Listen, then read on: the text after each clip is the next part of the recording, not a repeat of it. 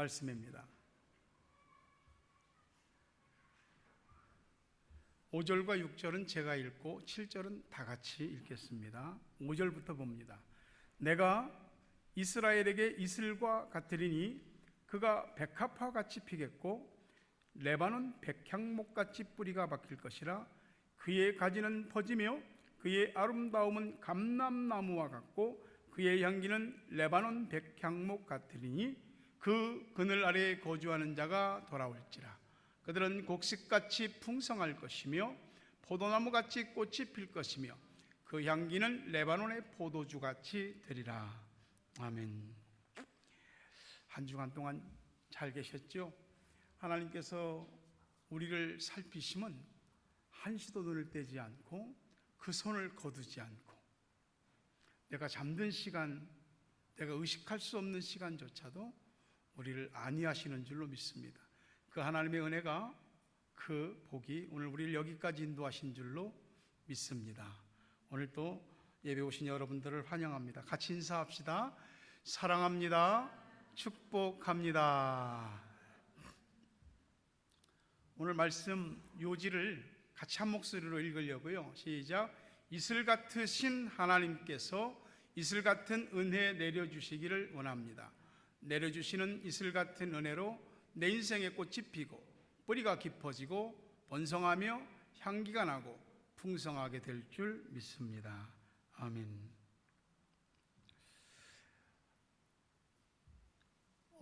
뉴질랜드 여러분이 계셔보셔서 알지만 여긴 이슬이 좀 많이 내리는 편입니다. 아침에 이렇게 집 마당 잔디에만 나가도 이슬이 내려서 촉촉한 것이 느껴집니다.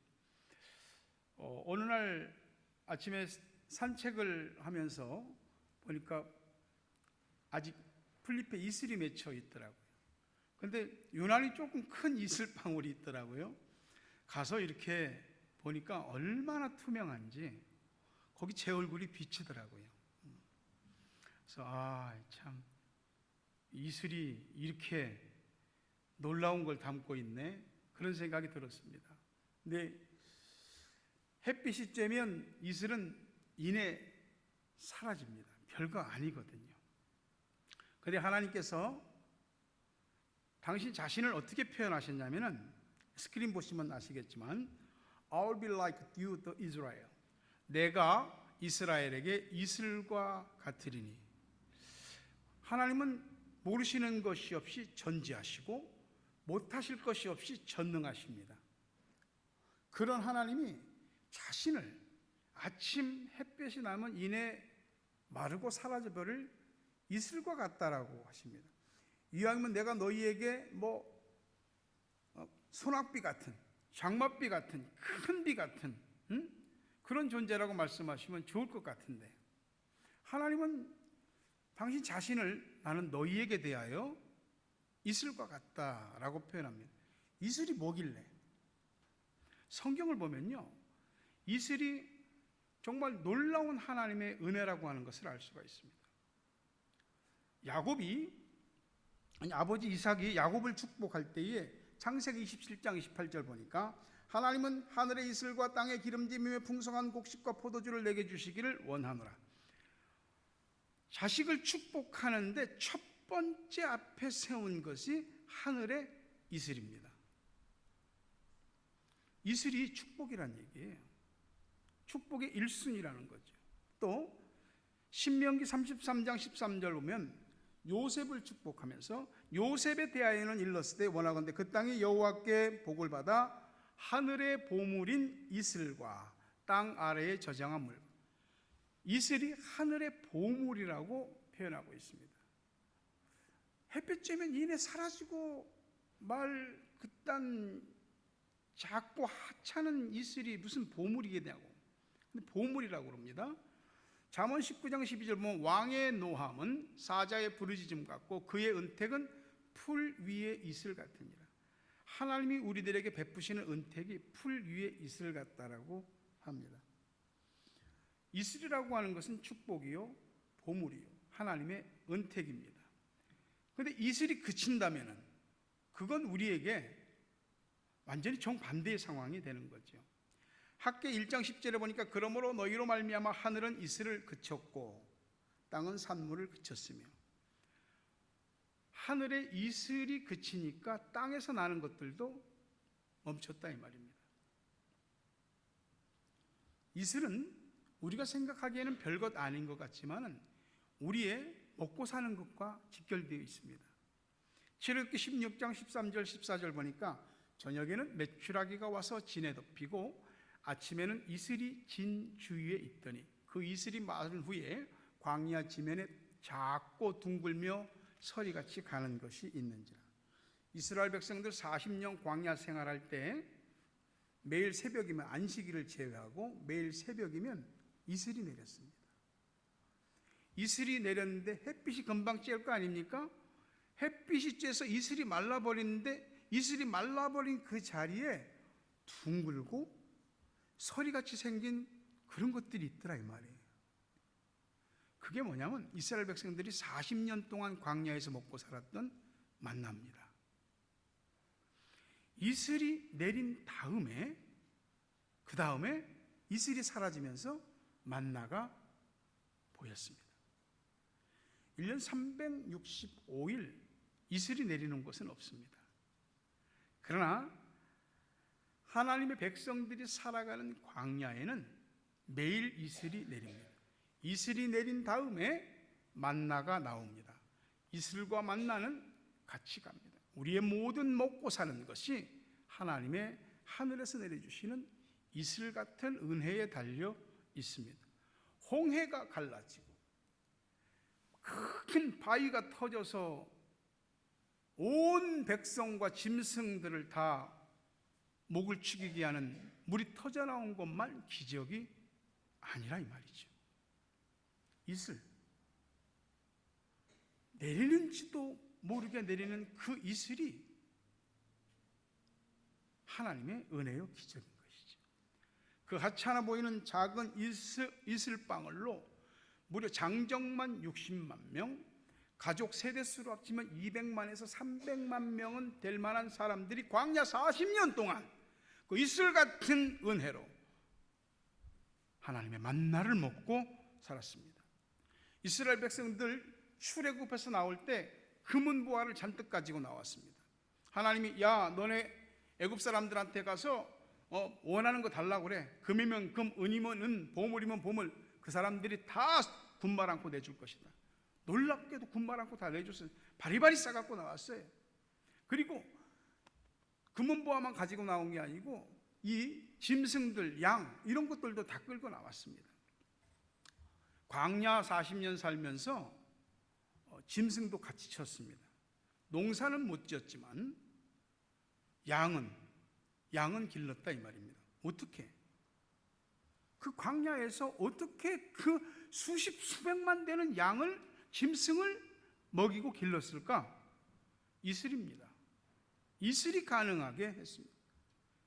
양들은 이른 아침이면 내린 이슬을 핥아 먹고 수분을 채웠습니다. 풀이 말이죠. 이슬이 내리지 않으면 풀이 자라지를 않습니다. 양이 그 이슬을 먹고 그 이슬 덕분에 솟아난 작은 이 광야의 풀들을 먹고 자랐습니다. 이스라엘 백성들이 광야 40년 사는 동안 하나님이 메추라기도 먹이고 만나도 먹이고 했지만은 양을 통해서 얻는 게 많았거든요. 양을 통해서 날마다 양의 젖을 먹었고요. 또 양 고기를 먹었고요. 양 가죽으로 신발도 해 입고 또 양 가죽으로 장막집도 짓고 이 양 가죽으로 많은 것들을 또 양뼈를 가지고는 어떤 도구로 사용하기도 했습니다. 척박한 광야에서 그 모든 것을 가능하게 한 것이 그 하찮아 보이는 이슬입니다. 이슬이 광야의 백성들을 살려낸 겁니다. 물론 이슬 먹고 자란 풀이 얼마나 크겠어요. 충분히 배불리 먹을 수는 없지요, 짐승들이. 광야를 지날 때 우리 삶에서 우리는 많은 것들을 원하고 보다도 큰 것을 원하지만 날마다 내려주시는 이슬을 감사해야 되고 이슬에 만족해야 할 때가 있습니다. 그 작은 이슬방울이 나중에는 큰 축복으로 연결되기 때문입니다. 우리나라 농사 짓는 어른들은 전부터 비가 오면 비 온다 안 하고 비가 오신다 그럽니다. 비는 귀하게 여겼죠. 이슬은 별로 그렇게 중하게 여기지 않았거든요. 이스라엘 백성들은 그렇지 않아요. 이슬이 너무나도 중요한 겁니다. 우리나라로 치면 이슬은 내려도 그만 안 내려도 그만이지만 이스라엘 백성들에게 이슬은 절대적으로 필요한 것입니다. 우리가 성경을 통해서 알지만 엘리야 시대에 엘리야가 하나님께 계시를 받아 앞으로 내가 다시 말하기 전까지는 이 땅에 비와 이슬이 내리지 않을 것이다 라고 했습니다. 우리 성경에는 비와 이슬이라고 되어 있지만 히브리 원문과 또 영어 성경의 번역들을 보면 비와 이슬이 아닌 이슬과 비라고 되어 있습니다. 그 3년 6개월이었잖아요. 비뿐만 아니라 이슬도 안 내렸습니다. 비만 안 내려주셨으면 겨울 농사인 보리, 밀 이건 흉년이 들었겠죠. 근데 이슬은 내렸다면 여름 농사인 무화과, 올리브, 석류, 대추야자, 포도 이런 것들은 농사를 졌을 겁니다. 근데 겨울에도 여름에도 이슬도 비도 안 온 겁니다. 그러니까 여름 농사, 겨울 농사가 싹 다 망해버린 거죠. 뉴질랜드 겨울이 우기인 것처럼 이스라엘도 겨울에 비가 옵니다. 북반구니까 11월부터 2월까지가 우기예요. 3월부터 한 10월까지는 비가 안 오는 건기입니다. 여름에는 말이죠. 무화과, 대추, 야자, 올리브, 포도, 석류가 납니다. 그렇게 비가 안 내리는데도 어떻게 그렇게 과일나무들이 열매를 맺을까? 이스라엘 선교사로 있던 분이 와서 이야기하다가 뉴질랜드 와서 과일을 먹으니까 좀 심심하다는 거예요. 이스라엘 그 과일의 당도가 엄청나게, 당도의 브릭스가 엄청 높다는 거예요. 이슬만 먹고도 그 높은 당도를 유지하거든요. 근데 여름에도 이슬이 내리지 않으니까 농사가 완전히 망쳐진 겁니다. 이슬이 내리지 않으면 과일 농사만 망치는 게 아니라 양도 죽습니다. 양은 이슬을 먹거든요. 그리고 땅에서 나는 이 작은 풀들은 이슬을 먹고 자라거든요. 이슬이 내리지 않는다는 것은 곧 농사와 이 목축이 다 망한다는 얘기입니다. 오늘 호세아 14장 5절 7절 본문을 보니까 나 여호와가 이스라엘에게 너희에게 이슬과 같으리니 그가 너희가 백합화같이 피겠고 레바논 백향목같이 뿌리가 바뀔 것이라. 그의 가지는 너희 가지는 퍼지며 그의 너희 아름다움은 감람나무는 올리브나무입니다. 감람나무와 같고 그의 너희 향기는 레바논 백향목 같으니 그 그늘 아래 거주하는 자가 돌아올지라. 그들은 너희는 곡식같이 풍성할 것이며 포도나무같이 꽃이 필 것이며 그 향기는 레바논의 포도주같이 되리라. 이슬은 우리에게는 너무나 작은 겁니다. 지금 나한테 필요한 건 이슬 같은 그런 작은 은혜나 작은 축복이 아니라 막 소낙비같이 장마비같이 막 팍 퍼부어주는 그런 게 필요하거든요. 그런데 하나님은 굳이 이슬 같은 은혜를 주시겠다라고 합니다. 우리는 큰 비가 와야 한 방에 모든 것이 해결될 것이라고 생각합니다. 우리의 마음에는, 우리의 생각에는 늘 대박을 꿈꾸고 있죠. 그러나 우리 인생의 어려움이 이 큰 비가 한두 번 왔다고 해서 다 해결되는 것은 아닙니다. 작은 이슬방울의 은혜가 내려야 그 다음에 큰 비의 은혜도 내리는 것입니다. 작은 이슬방울의 은혜가 큰 은혜와 큰 회복과 큰 번성으로 연결됨을 믿으시기를 바랍니다. 지금 여러분이 느끼고 있는 작은 이슬 같은 은혜가 있습니까? 그거 귀하게 여기시고 감사하게 여기십시오. 이만한 은혜라도 주시니 감사하다고 생각하십시오. 그 감사의 끝이 보다 큰 은혜와 복으로 이어지는 줄 믿습니다. 예수님께서 말씀하신 이 들의 백합화도 그 엄청나게 굵은 아름드리의 레바논 백향목도 다 이슬 먹고 자랍니다. 우리 인생도 날마다 베풀어 주시는 하나님의 이슬 같은 은혜로 살아가는 겁니다. 이슬 같은 은혜는 결코 작은 게 아니에요. 항상 소낙빛, 장맛빛 같은 것만 꿈꾸지 마시고 오늘 이슬 같은 은혜를 생각하고 감사하면 반드시 그 이슬 같은 은혜가 소낙빛, 장맛빛, 큰 비의 은혜를 불러오는 줄로 믿습니다. 이슬은 특징이 밤에만 내립니다. 우리가 인생의 밤이라고 하는 힘들고 어려운 시간을 지날 때 내가 알지도 못하는 사이에 이슬 같은 하나님의 은혜가 내립니다. 이슬은 내리는 게 안 보여. 어느 날 만져보니까 축축한 거야. 이슬에 옷 젖는 줄 모른다 그러잖아요. 하나님께서 우리 인생의 밤길과 같은 우리의 어려움, 나, 내 가정, 자녀, 삶의 현실, 영적인 부분까지 그 우리 인생의 밤이라고 느껴지는 모든 부분에 나도 모르는 사이에 하나님의 은혜가, 이슬 같은 은혜가 그 밤에 내리는 줄로 믿습니다.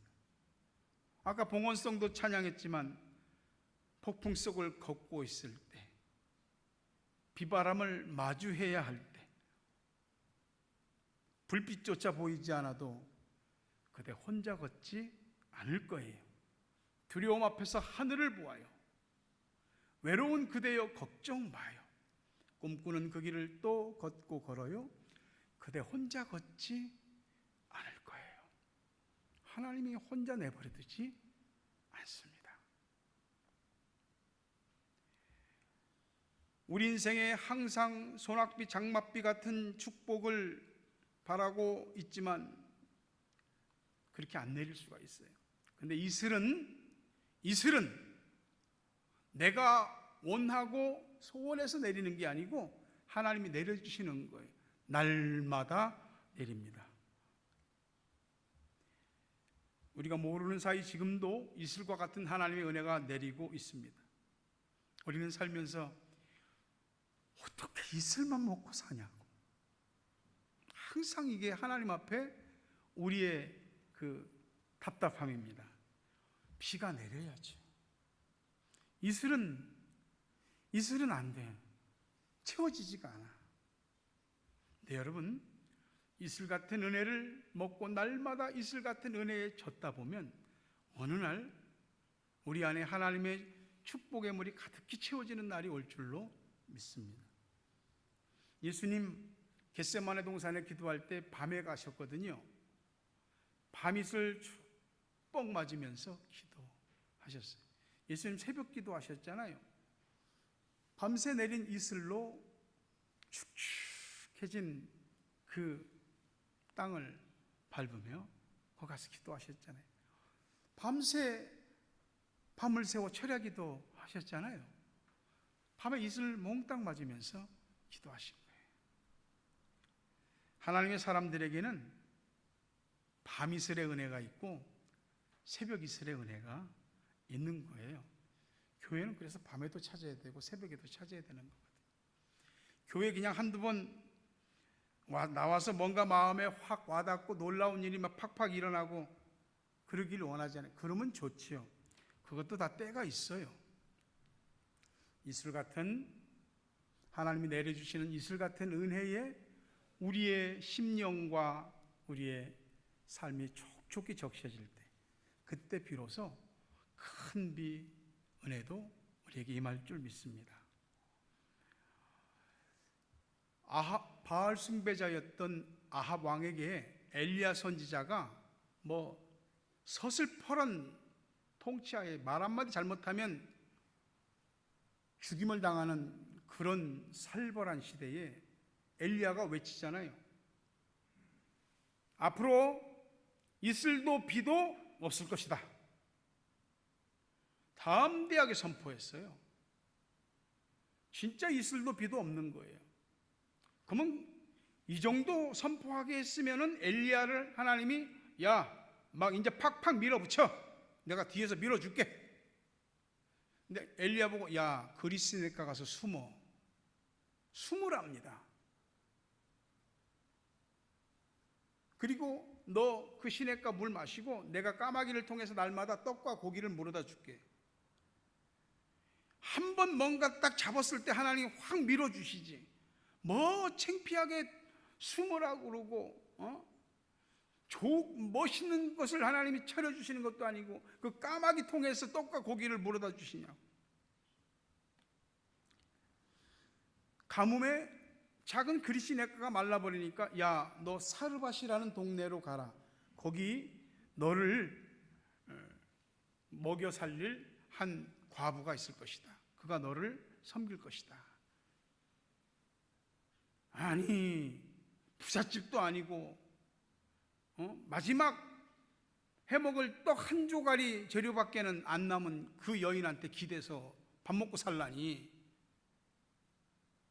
하나님이 너무 센스가 없는 것 같아요. 상황 판단을 너무 못하는 것 같아요. 근데 하나님은요, 이슬 같은 은혜를 먹고 살게 하시는 거예요.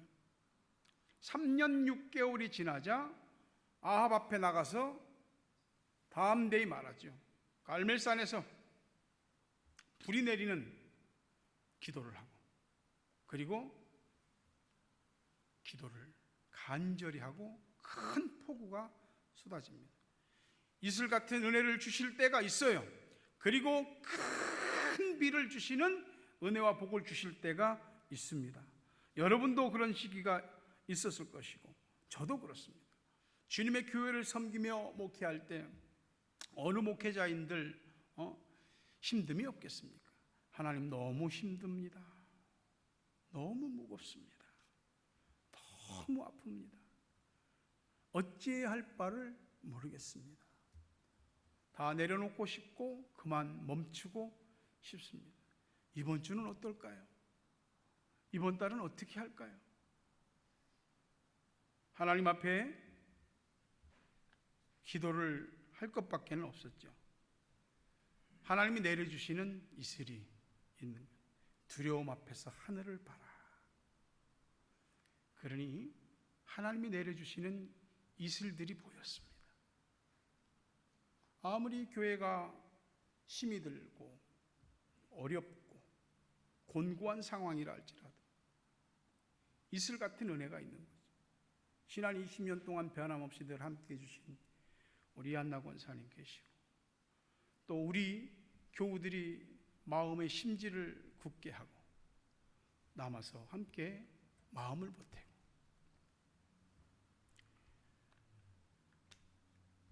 몇 달 전부터는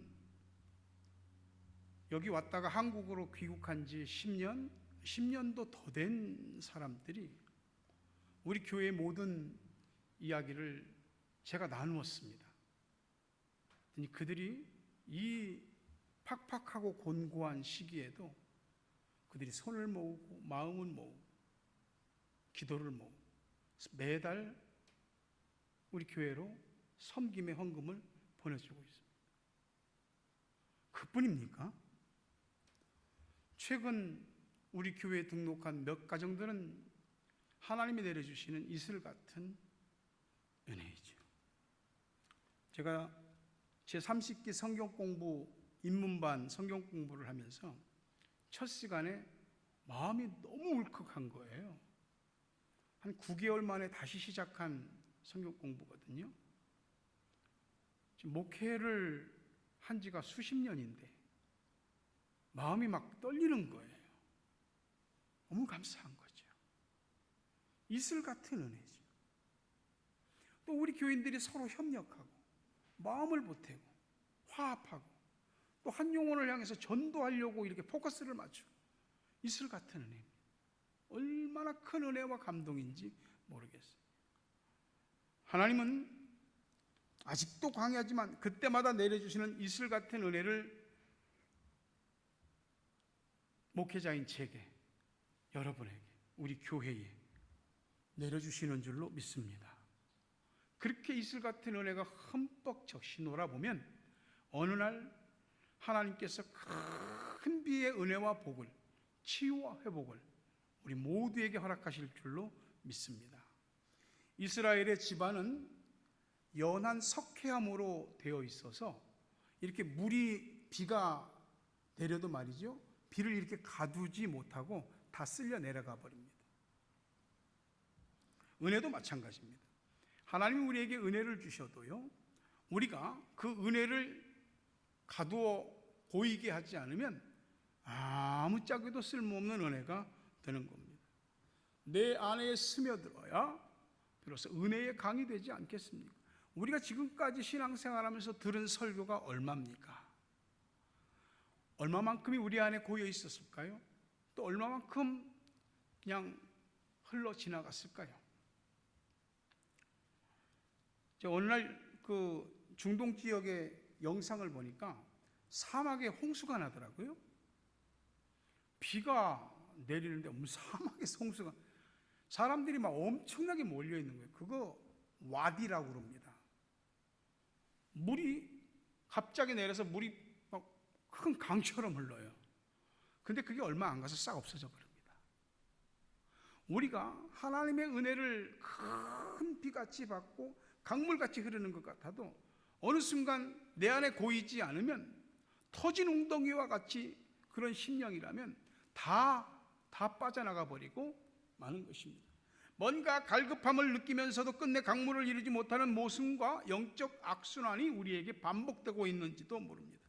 지금까지 들었던 그 하나님의 말씀들이 내 안에 그대로 스며들었다면 이미 우리 심령 안에는 말씀의 강, 생수의 강이 흘러 넘쳤을 것입니다. 하나님이 은혜를 주실 때 받은 은혜가 흘러가지 않도록, 빠져나가지 않도록 해야 합니다. 하나님이 주시는 복도 우리에게서 빠져나가지 않도록 해야 됩니다. 우리가 깨진 웅덩이 같은 심령이 된다면 은혜고 복이고 받을 때는 받았지만 싹 다 빠져나가고 여전히 허탈함과 무언가 채워지지 않는 공허함과 불안감으로 우리는 가득 차게 될 것입니다. 우리 모두가 삶에서 뭔가 원하고 갈망하는 게 있습니다. 정말 소낙비, 장맛비, 큰 비 같은 것을 갈망하고 있는지도 모르겠습니다. 솔직히 현실은 눈을 뜨면 날마다 광야입니다. 그러나 그 광야에 날마다 이슬 같은 은혜도 내리는 줄로 믿습니다. 사막에 사는 여우는 바위에 맺힌 이슬방울을 핥아 먹으며 수분을 보충한다고 합니다. 개구리는 머리와 눈 근처에 내린 이 이슬을 손으로 닦아서 이렇게 핥아 먹습니다. 풍뎅이는 자기 등에 맺힌 이슬방울을 먹기 위해서 최대한 몸을 이렇게 밑으로 숙여서 그 이슬방울이 자기 입술로 내려올 수 있도록 그렇게 해서 수분을 보충합니다. 말씀을 맺으려 합니다. 우리는 내가 생각하는 것보다 좀 더 겸손해져야 합니다. 최대한 자세를 낮추어서 하나님의 은혜의 이슬이 내 안으로 들어올 수 있도록, 가나안 여인이 구했던 부스러기 은혜라도 줬사오니 내게 베풀어 주옵소서 하는 그 심정을 가지셔야 됩니다. 여러분의 삶이 지금 어떤지 저는 다 모르겠습니다. 그러나 이슬 같은 은혜는 여러분에게 내리고 있습니다. 그거 느끼시고 감사하십시오. 그 중심을 잃지 않으면 어느 날 진짜 소낙비 같은, 대박 같은 은혜의 단비가 여러분에게, 가정의, 자녀의 삶에, 우리 교회에 부어지게 될 줄로 믿습니다. 이곳에 생명샘 솟아나 눈물 골짜기 지날 때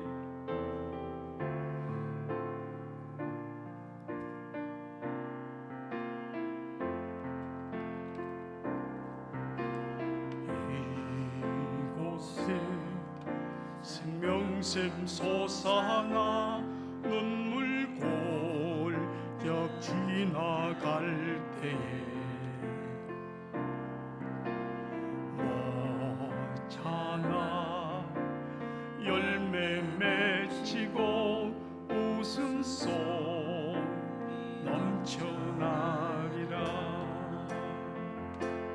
꽃들도 구름도 바람도 넓은 바다도 찬양하라 찬양하라 예수를. 알리를 울리며 노래해 나의 영혼아. 은혜의 주 은혜의 주 은혜의 주. 그날에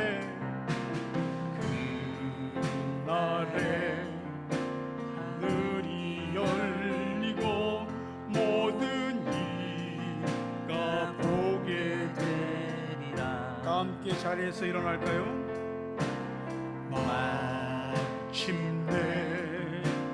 꽃들이 피고 영광의 주가 오시리라.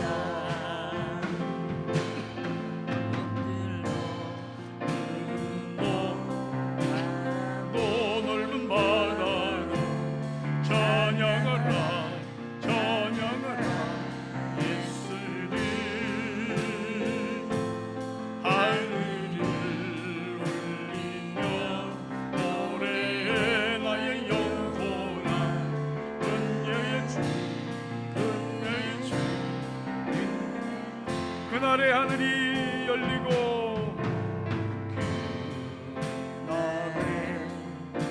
하늘이 열리고 모든 이 보게 되리라. 마침내 꽃들이 피고 영광의 주가 오시리라. 꽃들도 구름도 바다도 넓은 바다도 찬양하라 찬양하라 예수를. 하늘을 울리며 노래해 나의 영혼아. 은혜의 주 은혜의 주 은혜의 주. 아멘. 오늘 설교 말씀을 생각하며 합심해서 기도하겠습니다. 이슬 같은 하나님께서 이슬 같은 은혜를 내려주십니다. 그 은혜를 사모하는 여러분에게 이슬 같은 은혜로 적셔지고 큰 비의 축복이 있기를 원합니다. 그렇게 해달라고 기도하시고 하나님의 이슬 같은 은혜로 모든 것이 새로워지게 해달라고 간구하시기 바랍니다. 살아계신 아버지 하나님, 오늘 이 아침도 우리 하나님을 바라보며 하나님의 은혜로 우리의 마음, 우리의 생각, 우리의 육신과 우리의 삶, 가정, 자녀 위에 하나님의 이슬 같은 은혜가 내려지기를 사모하며 그렇게 되기를 원합니다. 우리가 살아갈 수 있도록 더 큰 축복으로 이어질 수 있도록 오늘도 이슬 같은 은혜를 내려주시는 하나님을 바라보며 하나님께 모든 것을 의지하며 하나님을 신뢰하나이다. 우리의 아픔의 골짜기, 고뇌의 골짜기, 눈물의 골짜기, 메마름이 구석구석 연기나는 모습인 우리의 인생광에 주님이 날마다 이슬 같은 은혜를 내려주시고 마침내 꽃이 피는 역사, 무성해지는 역사, 열매 맺히는 역사들이 나타나게 해주실 줄로 믿습니다. 하나님 때문에 우리가 소망을 갖고 하나님 때문에 우리가 더 큰 은혜와 복을 사모할 수 있는 온전히 하나님께 밀착된 우리의 모습 신앙이 되게 하여 주옵소서. 오늘 이슬 같은 은혜에 감사하며 또 감사할 때에 하나님께서 감당할 수 없는 큰 비의 은혜와 복도 반드시 내려주실 줄로 믿습니다. 주여 허락하여 주십시오. 우리 주님을 바라봅니다. 방망합니다. 사모합니다. 반드시 하나님의 영광을 드러낼 수 있는 큰 비의 역사가 일어나게 하여 주옵소서. 예수 그리스도의 은혜와 하나님 아버지 사랑과 성령님 교통하심 은혜와 복 주심이 이슬 같은 하나님께서 주시는 이슬 같은 은혜를 맡고 먹고 그리고 은혜로 살아가고 은혜로 복을 받고 더 큰 은혜와 복으로 이어지기를 원하는 성도들 머리 위에, 저들의 가정 위에, 자녀 위에, 생업 위에, 고국 땅과 세계 각처에 있는 사랑하는 우리 가족들, 기도의 동역자들 위에, 오늘 함께 방문하여 예배하는 주의 백성들 머리 위에 이제부터 영원토록 함께 있을지어다. 아멘.